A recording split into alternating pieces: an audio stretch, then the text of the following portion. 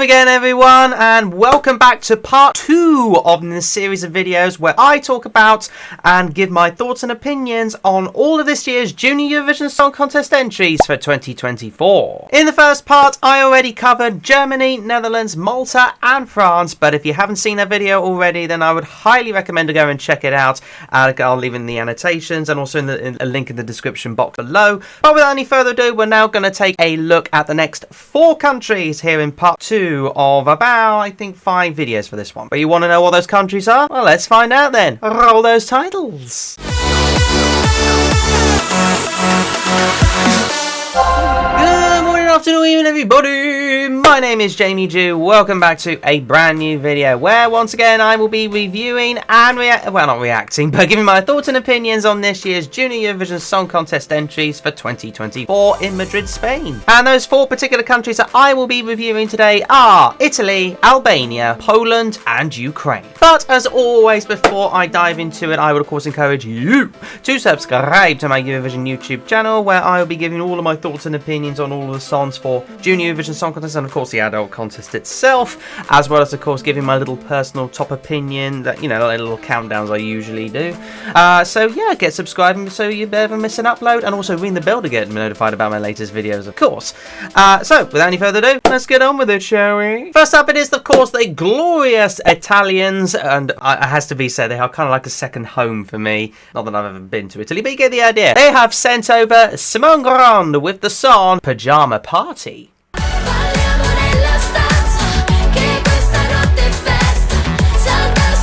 Put it this way, if this is definitely not kid friendly, I don't know what is. I mean, for crying out loud, it's called Pajama Party, for crying out loud. It's a typical sort of like nightgown. Well, if you don't know what a pajama is, it's basically like nightgowns and you know, night clothing and stuff like that, where you put on so you're nice and cozy in the evening. I mean, look, this is certainly one of the most easily listenable songs in the entire contest. That is hardly battered at all, not too heavy, not shouting in your face. It's just gentle to relax to, and it fits right in the middle as far as like all of your feels, all of your coolness and everything is concerned.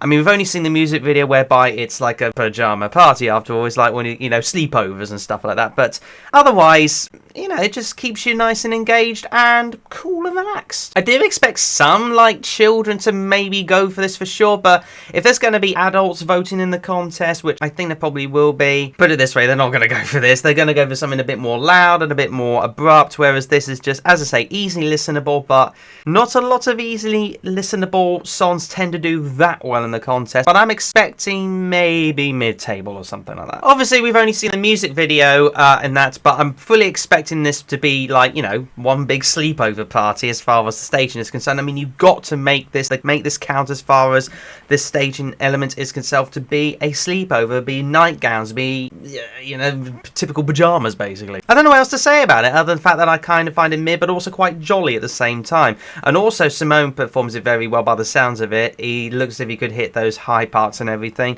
I wasn't expecting it to be like, you know, high part kind of vocals on this song, but hey, it sounds kind of good. But yeah, nothing spectacular, but definitely not bad at all. This is a nice, solid, good... Well, it's going to be a solid opener, that's for sure, because they're going to be the opening the whole thing. So I'm expecting Italy to do some good, but then again, they are early in the running order. You never know. But that being said, on a personal level, I'm going to give it a solid 3.0 out of 5. That is, for me, nice and slap bang in the middle. Nothing extravagant. Moving on. And we are going to move on swiftly to Albania. This time, representing Albania, it is the turn of Nicole Cabelli with the song Valazoi.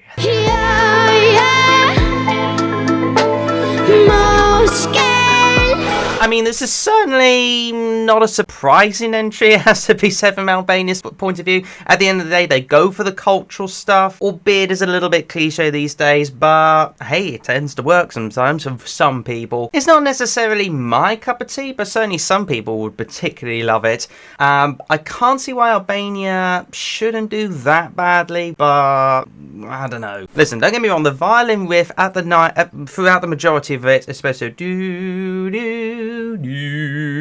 that sounds really nice, and even the guitar solo part in itself is like, trying to get that little Western feel going in where everybody feels alive and everything. It all sounds pretty cool. I'm just wondering if the guitar part is actually required is all. And even though there's like loads of flowers involved, especially the little like, you know, things you pick out of the garden to give like a little girl at school time. Or little boy, it's up to your preference. The title is simply just translated to dance. Doesn't sound very dancey, this song, does it? But hey, she has absolutely amazing vocals with this, especially when it translated to the live rendition on the national final. Very, very nicely done. And the song is very original, as I already mentioned.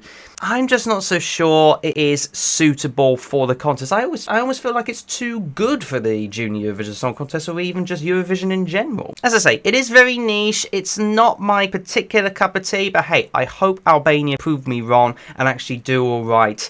Right now, I'm just not 100% sure. I think it could end up being in the bottom half, but prove me wrong, Albania. Absolutely prove me wrong. I think, again, at the end of the day, it's just not my preference. I just fear it could be the similar scape for other people when watching the contest. I do hope I'm wrong, though. But I'm going to give it a 2.6 out of 5 as far as Albania is concerned. But now we move on to something which is, for me, I think going to be a bit of a smile on my face. And if you are regular viewers of my channel, you know it's time for hashtag white suit Tintin to turn up. It is now time for Poland, and they have sent a very, very, very young, talented artist called Dominik Arim performing the song All Together. Let's be one, the time must come. All together we Okay. Let's just get one thing out straight away. I know this song hasn't got the best of reception or anything else like that.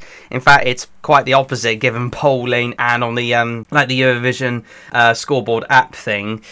Yeah. Honestly, maybe it's because of the fact that I quite like Dominik. I don't know, I just really love him. I find him so adorable, and I find him so like I really am willing to will him on, shall we say, especially when I watch the national final. In case you need a reminder, go check out the annotations on the top left. But listen, I get it's a bit of a cliche song, but I quite like it. Anyway, the main reason I think I like it all is because of Dominik's charisma on stage. It's absolutely amazing to watch during the national final, and he can actually hit those high notes, especially in the bridge part. Well, not the bridge part, the key change is what I meant to say. He could definitely hit that key change, no problem. And listen, as far as key changes go, yes, it was so cliche. It's like back to the 2000s in terms of the whole style of this particular song, which feels very outdated, I will admit. But at the end of the day, I think given the fact how outdated it is, could suit it well to the contest because there's no other song like it, really. I don't think it's bad in any way because it is a ballad and it actually starts off pretty good. But for some reason, they completely shortened the length on this, and even the ending doesn't feel particularly right. If anything, I find the whole thing a little bit disjointed. But there's no disrespect to Dominik. He is a fantastic artist. I just feel that even though I quite like the bubbliness of the song, I just have a deep feeling it's not going to resonate with a lot of people because of how weird and disjointed it feels. And also a little bit old-fashioned as well. But here's for me, I do hope Poland do very well. I just don't see it happening personally myself.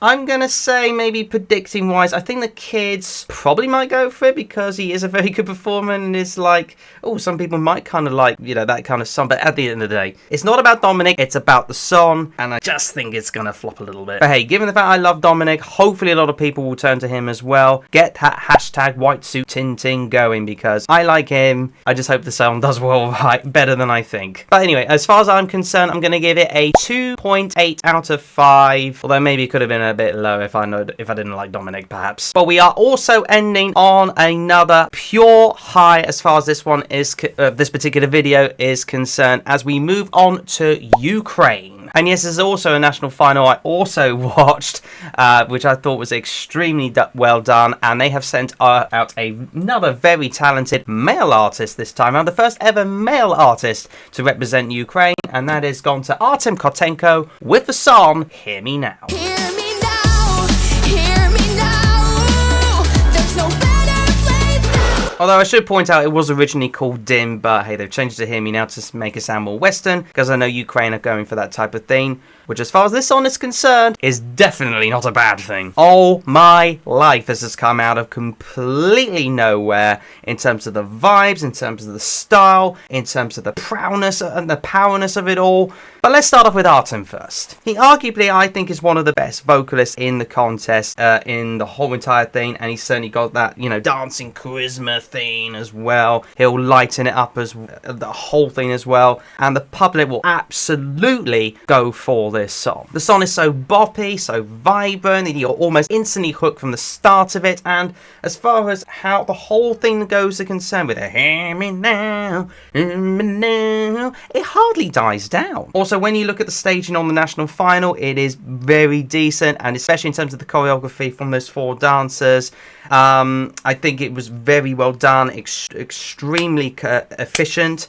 I feel there maybe could be 1 or 2 tweaks, you know, done towards the contest, but as I say, it's a national final song. There's bound to be tweaks coming towards, you know, the actual Eurovision performance. So I can't see why they shouldn't do. They will I think they'll absolutely nail it as far as this is concerned. Although for some reason, like, not everybody tends to like it. For some reason, my mother thinks that the stage of the national final performance is too dark. Her words, not mine. I'm personally not that fussed, and I can kind of get why they've gone for the sort of darkish vibe, especially given, you know, Ukraine's personal circumstances. However, the whole package for me screams winner vibes. It's definitely one of the best songs out there, and I am predicting it, as far as the public is concerned, to win. I'm not so sure about the jurors. I don't think the adult jurors are going to go for it as much as they can in droves.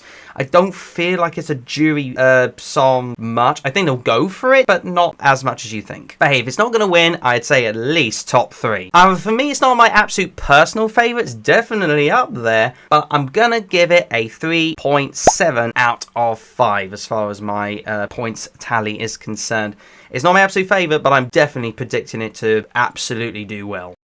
And that'll do part 2 in the series of videos to give you my opinions and thoughts to this year's Junior Eurovision Song Contest entries. And in case you need a reminder on my rankings, here they are in all their glory. But and never mind what I think, please do let me know what you think in the comments below. Do you see yourself potentially liking one of these songs, or you're not surviving with them? Let me know your thoughts on all of the 4 entries I have just done in this video. Otherwise, you know the drill by now. Subscribe for more of my Eurovision juicy goodness. Smash a like button on this video for good measure, and of course ring the bell to get notified about my latest videos.